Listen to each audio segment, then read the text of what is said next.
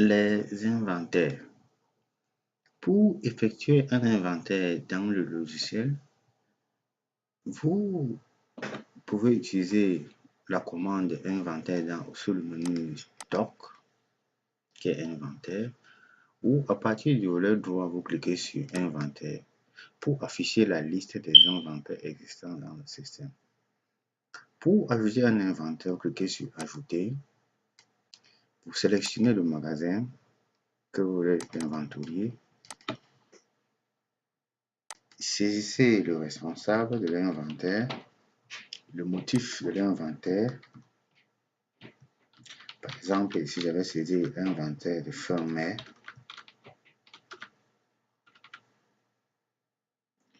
Mai 2019. Et ici en bas, vous avez la liste de tous les articles qui sont dans ce magasin. Vous avez ici la quantité informatique qui est égale à la quantité ou bien le stock des articles qui est supposé être au magasin. Alors, notre inventaire a pour objectif de vérifier ces valeurs et de corriger les écarts s'il y en a. Vous pouvez aussi faire usage de ce bouton plus et moins pour ajouter ou bien pour enlever certains articles que vous ne voulez pas inventorier. Puis vous cliquez sur enregistrer. Donc on a un numéro de l'inventaire, inventaire numéro 6. Après avoir créé cet inventaire, il faut maintenant imprimer la fiche de préparation de l'inventaire. C'est cette fiche-là que vous allez donner au gestionnaire de store ou bien au contrôleur afin qu'il puisse se rendre sur le terrain et puis reporter les données physiques de chaque article. La fiche de préparation de l'inventaire liste tous les articles qui sont au magasin classés par famille. Ici, nous avons par exemple un magasin de vente de mèches. Nous avons la catégorie, la famille mèches. Nous avons aussi la famille suivante qui est la famille défrisant et nous avons encore notre famille parfum. Vous allez imprimer la fiche et donner au contrôleur. Sur le terrain, il va porter sur la colonne physique la quantité physique qu'il a trouvée et sur la colonne à varier la quantité d'articles à varier s'il en existe.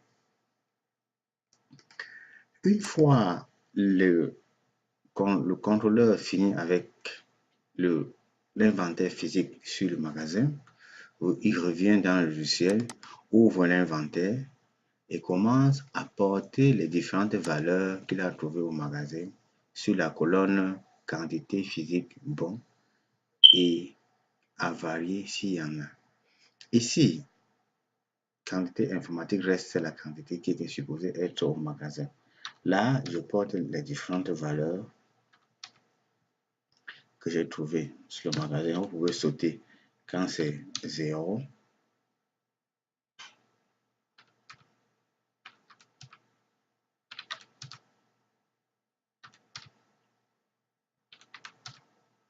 Ainsi de suite.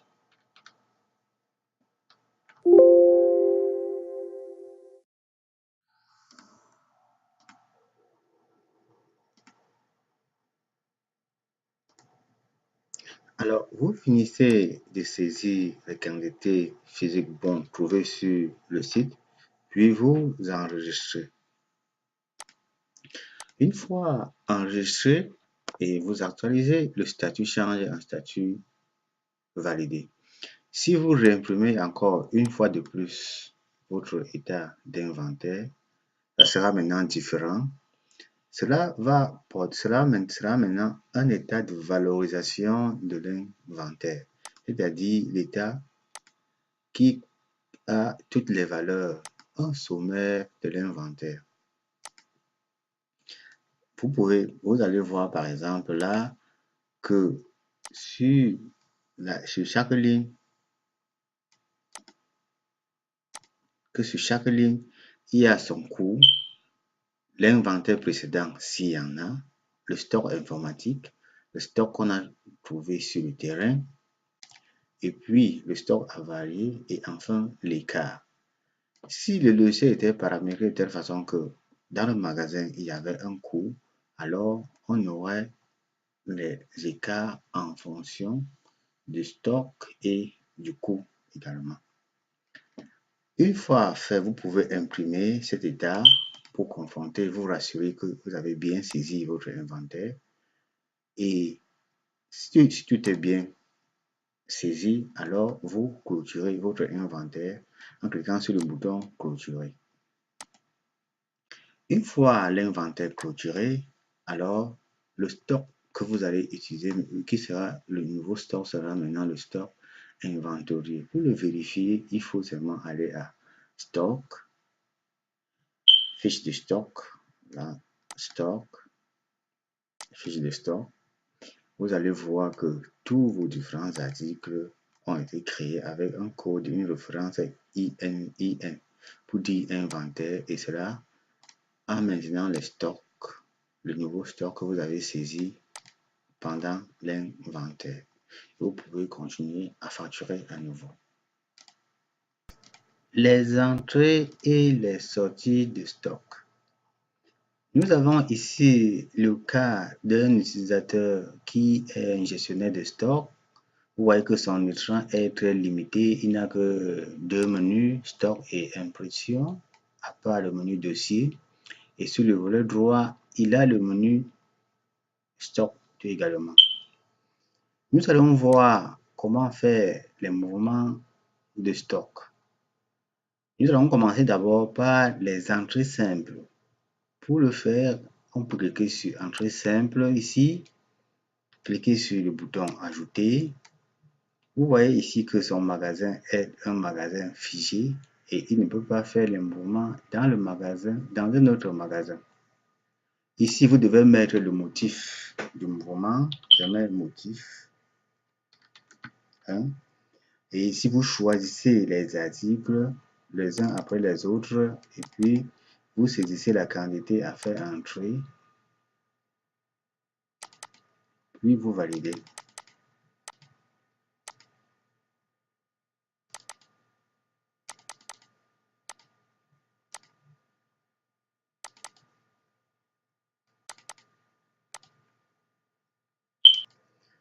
Une fois que vous avez fini de saisir vos différents articles ainsi que leurs différentes quantités, vous cliquez sur le bouton enregistrer. Cela va vous donner une référence de bordereau d'entrée simple. Vous cliquez sur OK. Ici, l'administrateur avait coché sur l'option d'imprimer les bordereaux, les documents de stock une fois que l'utilisateur a validé de saisir. Raison pour laquelle cela nous affiche directement cet aperçu avant impression que nous pouvons imprimer directement sur notre imprimante et donner une copie au client, garder les autres copies pour le contrôle et pour autre chose. Nous pouvons faire autant d'autres documents d'entrée de stock que nous voulons.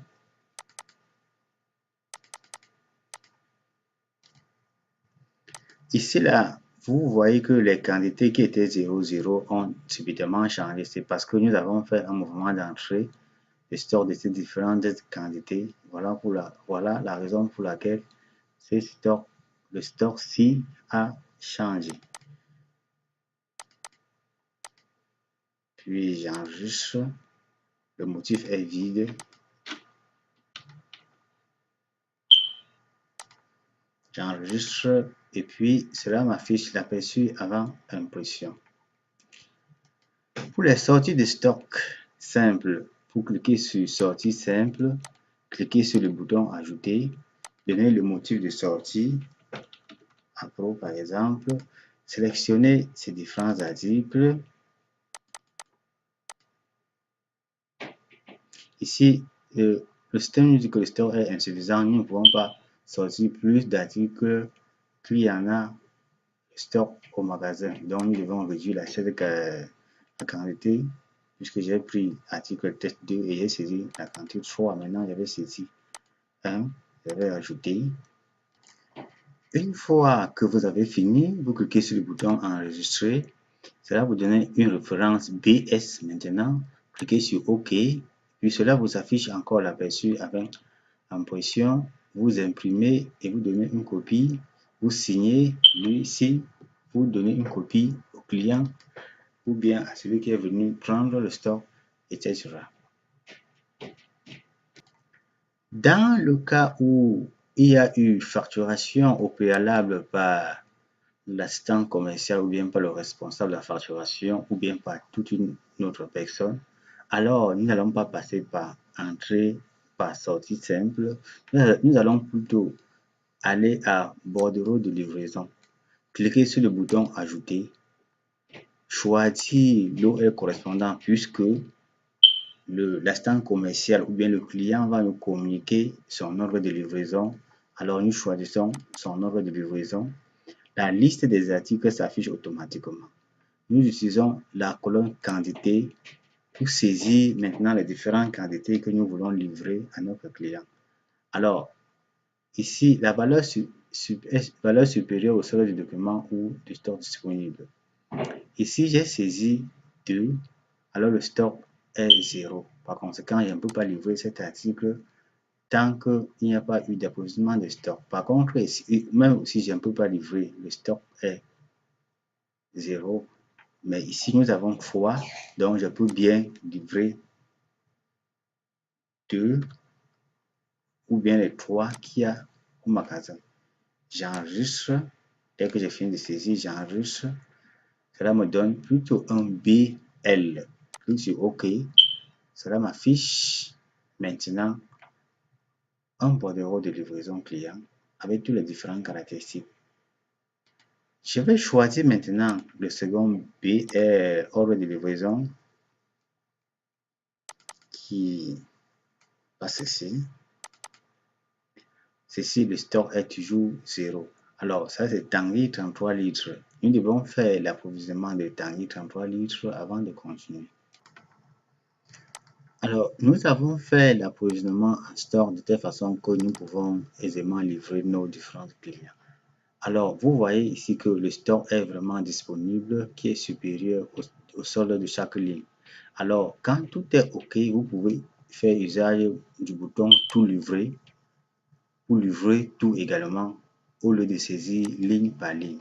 Alors, cela vous affiche alors l'aperçu avant impression que vous imprimez sur votre imprimante listing. J'ai fait de même pour, vous voyez qu'une fois qu'un OL est entièrement livré, et cette OL quitte la liste des OL en attente, non en attente. Je viens ici, je vois que le store est disponible, tout livré. Cela me donne un numéro de BL. Et cela affiche automatiquement l'aperçu avant impression. Il en est de même pour les bons d'achat. Si vous voulez faire les bons d'achat, vous cliquez sur bons d'achat, ajouter, vous donnez le motif, vous saisissez. Cela correspond à une entrée, vous donnez la quantité, maintenant le prix d'achat. Vous saisissez, vous choisissez encore un autre, vous saisissez la quantité, vous saisissez la quantité, maintenant le prix d'achat. Une fois que cela est fait, vous enregistrez et cela vous donne un BA. Alors, s'il arrive que le client part et puis revient avec une marchandise, avec la marchandise, alors vous devez faire ce qu'on appelle le retour en stock client. Et ce retour en stock client est basé sur un ordre de livraison bien défini. Alors, il faut d'abord choisir le client. Ici, on n'a qu'un seul client. Choisir l'OL correspondant. Ce client a 2 OL. Alors, voici la quantité qu'il a demandé. Voici la quantité qu'on lui a livrée. Alors, ici, il n'a pas encore fait de retour. Vous devez saisir la quantité qu'il a retourné ici. Je suppose qu'ici, qu'il a retourné 1 partout. Alors, j'ai fini de saisir, puis je clique sur enregistrer. Cela me donne un bordereau de retour RC que je vais cliquer sur OK pour afficher l'aperçu. j'imprime et je lui donne un bon de retour en stock client. Et cela aura aussi des implications sur ma facturation puisque nous allons utiliser ce retour en stock pour faire une facture d'envoi de type retour en stock. Après avoir fait tous ces mouvements, vous pouvez maintenant aller consulter les mouvements de stock de vos articles en allant sur fiche de stock. Par exemple, choisissez le magasin, puis l'article en question que vous voulez voir sa fiche de stock. Je choisis par exemple 33 centilitres. Je vois ici que j'ai fait d'abord un premier mouvement entrée 10. Donc le cumul des entrées c'est 10. Puis j'ai fait 2 sorties. Donc ici le cumul des entrées c'est 7. J'ai encore fait une autre entrée en tant que retour en stock client.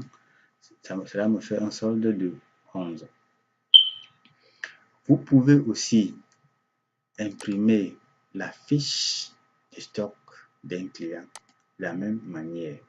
Vous choisissez le magasin, vous choisissez l'article, vous choisissez toujours Tanguy 33 litres, vous choisissez la période, puis vous imprimez sa fiche de stock. Cela vous donne le même état maintenant que vous pouvez imprimer à des fins de contrôle ou de gestion. Vous pouvez aussi faire usage, aller à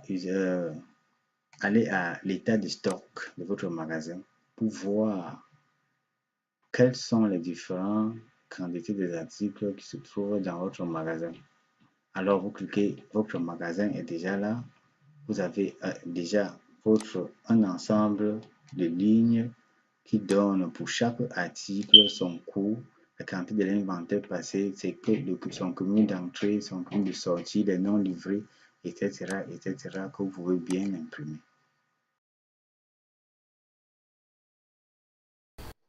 Dans cette vidéo, nous vous avons montré comment utiliser notre logiciel de gestion appelé Asengo Commerce pour facturer dans une société qui a les produits, comment faire les remises, comment paramétrer et utiliser les bonus et comment gérer les stocks. Dans la prochaine vidéo, nous allons vous montrer comment régler les documents et faire les autres opérations de caisse, c'est-à-dire les mouvements d'entrée et de sortie. Nous vous disons merci de nous avoir suivis à travers cette vidéo. Nous vous donnons rendez-vous pour la prochaine vidéo. C'était Albert Godjou pour Asengo Technologies.